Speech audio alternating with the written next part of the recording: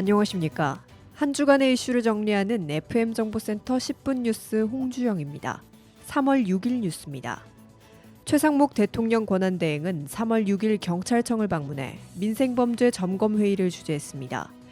이날 회의는 민생과 경제가 어려운 상황에서 악성 민생범죄가 심각함에 따라 정부가 분야별로 추진하고 있는 대책을 점검하고 수사 역량 강화 등 대응 방안 마련을 위해 개최됐으며 주요 민생범죄인 마약, 보이스피싱, 불법 사금융, 딥페이크 성범죄 대응 강화 방안에 대해 논의했습니다.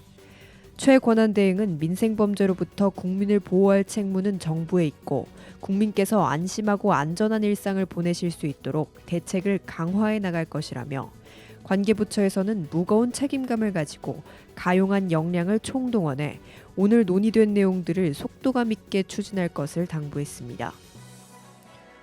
다음 소식입니다.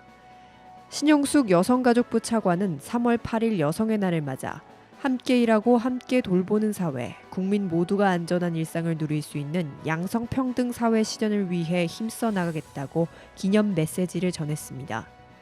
신 차관은 지금 우리 사회는 급속한 디지털 기술과 산업의 발전 과정에서 딥페이크 성범죄와 같은 폭력으로부터의 안전, 여성의 경제활동 참여 확대와 저출생 고령화 문제에 대한 대응 등 복합적인 과제에 직면해 있다며 여성가족부는 딥페이크 성범죄와 교제폭력 등 범죄에 적극 대응해 국민 모두가 폭력으로부터 안전한 일상을 누릴 수 있도록 하고 여성의 경제활동과 사회 참여를 촉진하는 한편 돌봄 및 일가정 양립 지원을 한층 강화해 당면한 저출생 위기 극복에 기여할 수 있도록 정책적 역량을 집중해 나가겠다고 밝혔습니다.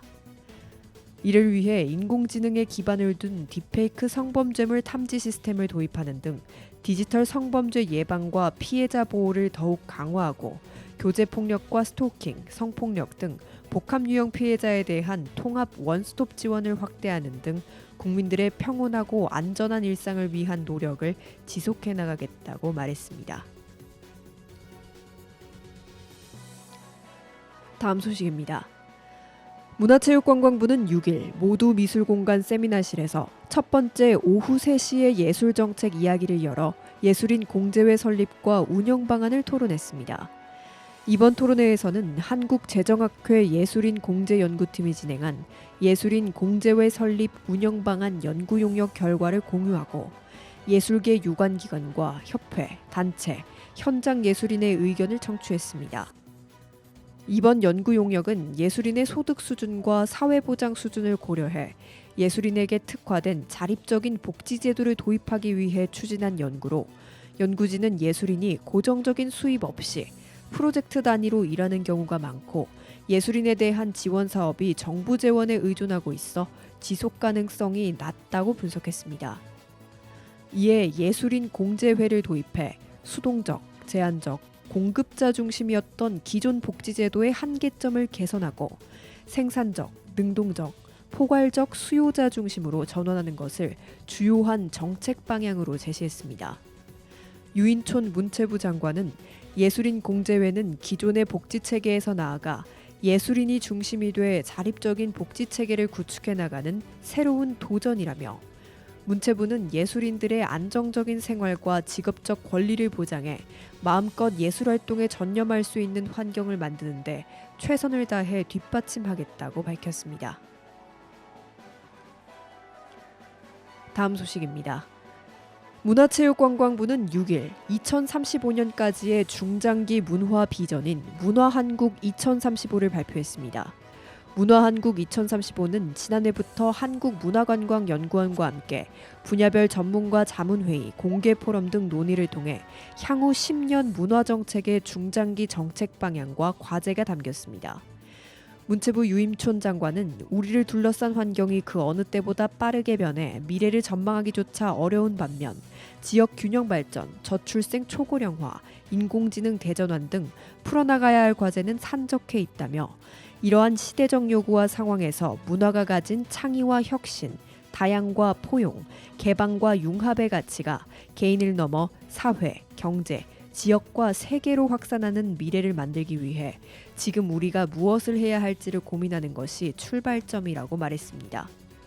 이어 지난 1년여간의 논의 과정을 통해 문화정책의 중장기 방향을 제시하고 이를 실현해 나갈 핵심 과제를 제안한 만큼 문화계와 공유하고 관련 부처 및 기관과도 적극 협의해 나갈 것이라고 밝혔습니다.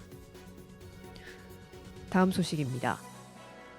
여성가족부는 6일 아동 청소년의 성보호에 관한 법률 등 개정안이 국회 여성가족위원회 전체 회의를 통과했다고 밝혔습니다. 청소년 성보호법 개정안은 아동 청소년 대상 성착취 목적 대화, 유인행위 처벌 범위를 오프라인까지 확대하고 성범죄자 취업 제한 제도 실효성 제고, 아동 청소년 성착취물 소지, 시청죄 규정 정비, 수사 재판 과정에서 피해자 보호 강화 등을 주요 내용으로 담고 있습니다. 함께 통과된 청소년보호법 개정안은 담배 주류 구입 또는 청소년 유해업소 출입 시 소상공인 등 사업주로부터 나이 또는 본인 여부 확인 요청을 받은 사람의 협조 의무 근거를 마련해 청소년 보호제도 이행을 강화했습니다. 또한 신분증 위변조 등 청소년의 법 위반 유발 행위로 인한 청소년 남녀 혼숙 영업 행위의 경우 과징금 면제 대상에 추가해 신분증 확인 등 청소년 보호 의무를 다한 숙박업주의 피해를 방지하는 내용도 포함됐습니다. 다음 소식입니다. 여성가족부는 6일 아이돌봄사 국가자격제와 민간 아이돌봄 서비스 제공기관 등록제 도입 근거를 담은 아이돌봄 지원법 개정안이 국회 여성가족위원회 전체 회의를 통과했다고 밝혔습니다. 아이돌봄사 국가자격제가 도입되면 전문 교육과정을 이수해 역량이 입증된 돌봄 인력이 공공뿐만 아니라 민간 영역에서도 활동할 수 있게 됩니다. 개정안이 국회 본회의를 통과하면 여성가족부는 안정적인 제도 운영을 위해 1년간의 유예기간 동안 아이돌봄사 자격관리 시스템과 세부 민간 등록 기준을 마련할 계획입니다. 여성가족부 신영숙 차관은 이번 아이돌봄 지원법 개정안은 공공과 민간 전반에서 아이를 믿고 맡길 수 있는 돌봄 체계가 확대된다는 데 의미가 있다며 개정안이 앞으로 남은 입법 절차를 거쳐 국회 본회의를 통과해 국민들께 보다 질 높은 돌봄 서비스가 제공될 수 있도록 노력하겠다고 밝혔습니다. 다음 소식입니다. 정부 최초로 부처 간 협업으로 운영되고 있는 부처합동 사이버안전센터에 여성가족부와 그 산하기관 6곳이 새롭게 합류했습니다. 여성가족부와 인사혁신처는 지난 5일 세종시 정부 세종 컨벤션 센터에 위치한 사이버안전센터에서 총 13개 기관 통합관제 운영을 위한 센터 확대 개소식을 개최했다고 밝혔습니다. 여성가족부는 이번 사이버안전센터 합류로 산하기관까지 통합 가능한 사이버 보안 체계를 구축하게 됐으며 상황실 등 업무 공간 확장을 비롯해 최신 보안 시스템을 도입해 시스템 침해 사고 징후를 실시간으로 분석 가능하도록 정보 보안 포털을 갖추는 등 사이버 보안 위협에 보다 신속히 대처할 수 있게 됐습니다. 신영숙 여성가족부 차관은 여성가족부의 참여로 사이버 안전센터가 자동화된 대응 체계를 구축하게 돼 기존보다 업무 효율성이 향상되고 빠른 의사결정이 가능해져 보안 역량이 크게 강화됐다며 앞으로도 부처 간 협력을 통해 더 안전하고 효율적인 행정 서비스를 제공할 수 있도록 지속적으로 노력하겠다고 밝혔습니다. 다음 소식입니다. 2024년 중국인 방한 관광객 수가 463만여 명으로 방한 인바우드 시장 1위를 되찾았습니다. 최근 발표한 한국 관광 통계에 따르면 중국 춘절 연휴가 있었던 2025년 1월 중국인 방한객 수는 약 36만 명으로 전년 대비 30% 이상 증가한 것으로 나타났습니다. 문화체육관광부와 한국관광공사는 중국의 방한 관광시장 회복세에 박차를 가하고 인바운드 관광시장에 활력을 불어넣고자 상반기 집중 마케팅을 전개합니다. 우선 6일 광저우에서 K관광 로드쇼를 열고 베이징, 상하이로 한국 관광 열기를 이어간다는 계획입니다. 로드쇼에는 뷰티, 미식, 반려동물 동반 여행, 공연 등 체험과 라이프 스타일에 기반한 새로운 관광 콘텐츠를 소개하고 참여 지자체들과 협업해 지역 중소도시의 매력을 홍보할 예정입니다.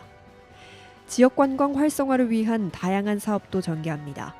오는 4월에는 방한객 중 높은 비중을 차지하는 중국 20에서 50대 여성층을 대상으로 국내 중소도시의 매력을 알리는 캠페인을 선보이며 이외에도 지자체, 지역 관광공사와의 협업을 통해 부산, 경주 등 지역 신규 관광 자원을 답사하는 여행업계 팸투어를 추진해 중국 현지 여행업계의 국내 콘텐츠에 대한 이해도를 높이고 지역 대표 축제와 이벤트를 활용한 방한 관광 상품 기획과 개발을 촉진할 예정입니다.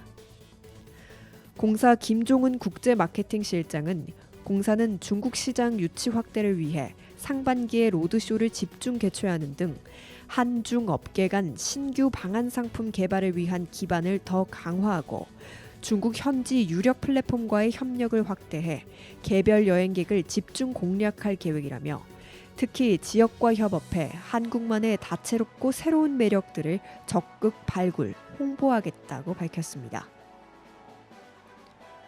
이상으로 FM 정보센터 10분 뉴스를 마칩니다. 홍주영이었습니다. 고맙습니다.